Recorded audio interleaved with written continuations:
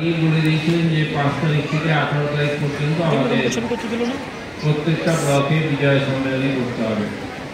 ভরসা করি বিভিন্ন ব্লকে বিজয় সম্মেলনী হচ্ছে। বর্ধমান শহরেও শহর তৃণমূলের উদ্যোগে আজকের এই সভা। এই সভার মূল উদ্যোক্তা খোকন দাস, যিনি বিধায়ক। রাজ্য থেকে যাকে পাঠানো হয়েছে তিনি আবার আমাদেরই ঘরের লোক। বর্ধমান আছেন, বিভিন্ন বিশিষ্ট ব্যক্তিরা উপস্থিত আছেন। সবাইকে ঈশ্বরী বিজয়ের প্রীতি শুভেচ্ছা শ্রদ্ধা জানাই।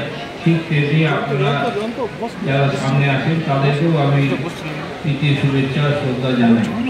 অনেকক্ষণ ধরে এই সভা চলছে, আমি বক্তব্য দীর্ঘায়িত করতে চাই না। আমি শুধু একটা কথা আমাদের যারা কর্মী আছেন তাদের কাছে বলতে চাই যে আমরা বর্ধমান পূর্বের 16টা বিধানসভা কেন্দ্রের মধ্যে 16টাতেই জয়লাভ করেছি।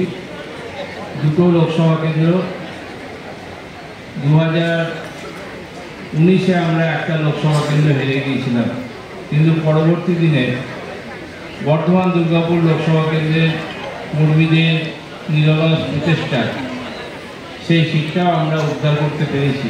অর্থাৎ এখন আমাদের বর্ধমানের 16টা সিটে 16 জন বিধায়ক, 2টো লোকসভা কেন্দ্রের 2 জন সাংসদ আমাদের আছেন। এখন লড়াইয়ের ক্ষেত্রটা দুরকম হয়ে যায়।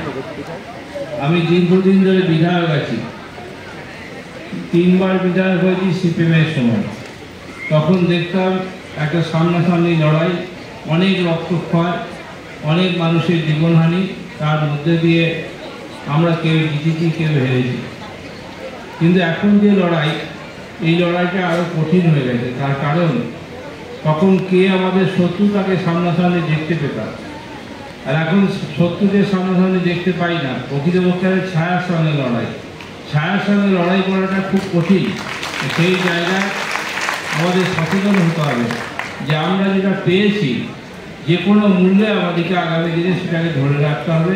সামনেই বিধানসভা নির্বাচন 26-এ, সেই বিধানসভা নির্বাচনে বর্ধমান দক্ষিণ বিধানসভা কেন্দ্র থেকে যাতে আমাদের প্রার্থী আরও বিপুল ভোটে জয়লাভ করতে পারে সেই ব্যাপারে আপনারা উদ্যোগ নেবেন। আপনাদের সবাইকে ধন্যবাদ জানিয়ে আমার বক্তব্য শেষ করলাম। জয় হিন্দ, তৃণমূল কংগ্রেস জিন্দাবাদ, মমতা ব্যানার্জি জিন্দাবাদ, অভিষেক বন্দ্যোপাধ্যায় জিন্দাবাদ।